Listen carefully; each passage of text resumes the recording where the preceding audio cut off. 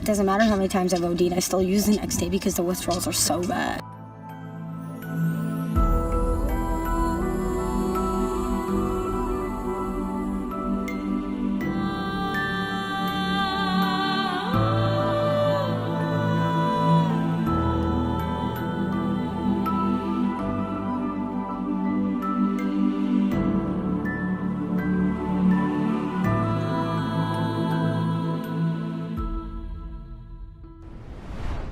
For many years, heroin was the most commonly used illegal opioid, but for the last decade, a different poison took its place: fentanyl. The opioid epidemic in the U.S. shouldn't be taken lightly. Drug overdose deaths in the U.S. have been increasing, and it's the worst drug crisis in the country's history. Every week, more than 1,500 people die from opioids. This is a major concern since almost every state in the country has suffered a significant increase in drug overdose-related deaths. Some experts believe the crisis started when doctors overprescribed pain medications like Attic, Duragesic, and Sublimes. Initially, opioids such as fentanyl, hydrocodone, and oxycodone, which were all narcotic analgesics, were prescribed to treat severe pain, mostly due to injury, cancer, or post-surgery. Despite safety concerns by the early 2000s, these prescription medications were being prescribed more and more. In the CSA, fentanyl is a Schedule II controlled substance, which means it has a high risk of abuse and dependence. The drug works by binding to opioid receptors in the brain and spinal cord, providing pain relief as well as feelings of pleasure and euphoria. While there's no denying fentanyl's legitimate medical uses, it also has become a drug of abuse. In recent years, there has been a surge of illicit fentanyl that has been supplied by cartels from across the border, and this availability of the drug has significantly contributed to the rise in overdoses.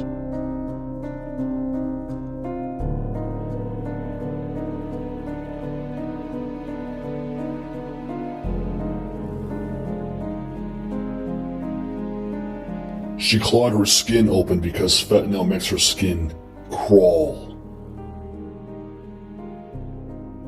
Though some users are unaware that they are consuming fentanyl-laced substances, it's easily produced and frequently mixed into other drugs without the user's knowledge. This is leading to an alarming increase in overdose deaths across the United States, making it a major public health concern. Fentanyl and other potent synthetic opioids can also be found on the streets mixed with heroin unknown to users. This extremely potent synthetic opioid is so dangerous that even a trace amount can be fatal and result in an overdose. It's crazy to think that something so lethal is becoming more and more popular. Fentanyl is particularly dangerous when compared to other drugs, given its potency and the difficulty in determining the appropriate dose. Fentanyl is 50 to 100 times more potent than morphine and 30 to 50 times more potent than heroin. The Secretary of Homeland Security has referred to fentanyl overdoses as the single greatest challenge we face as a country. According to the CDC, the death rate from synthetic opioids increased by 72.2% from 2014 to 2015. This crisis has become such a huge issue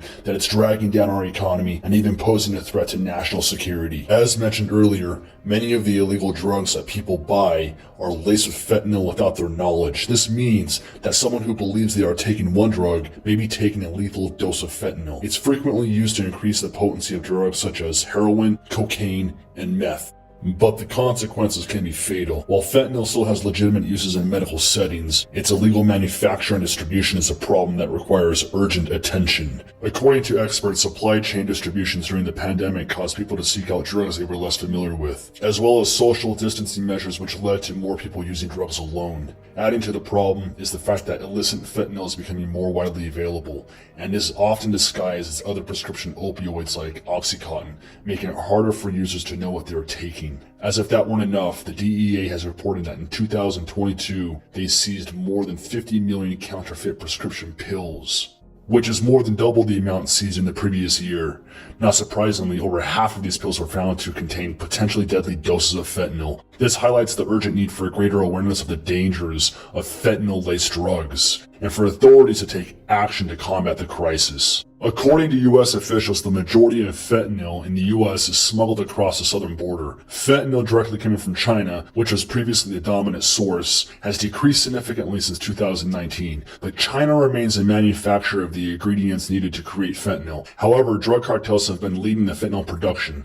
Large organizations like the Sinaloa cartel and the Jalisco New Generation cartel have their own distribution networks. Many also depend on American citizens to smuggle fentanyl across the border. Between 2017 and 2021, 86% of fentanyl traffickers were American citizens. When these drugs cross the border, they almost always pass through official checkpoints, hidden in cars or commercial trucks driven by American citizens. The Mexican government is too weak to take on the cartels. Plus, they're on the payroll. Only a few law enforcement agencies in the country are capable of dealing with powerful drug gangs. There is no doubt that Mexico's Achilles heel are endemic corruption, impunity, and a weak rule of law. That means fentanyl labs can operate in Mexico with little oversight. Unfortunately, U.S. officials have identified cartel-related corruption at the highest levels of the Mexican government in recent years. Genaro Garcia Luna, the former head of Mexico's equivalent of the FBI, was convicted by a U.S. jury for accepting bribes from the cartels. But Mexico is not the only country that U.S. officials are concerned about. As mentioned earlier, China provides the chemicals used to create the synthetic opioids. Ironically,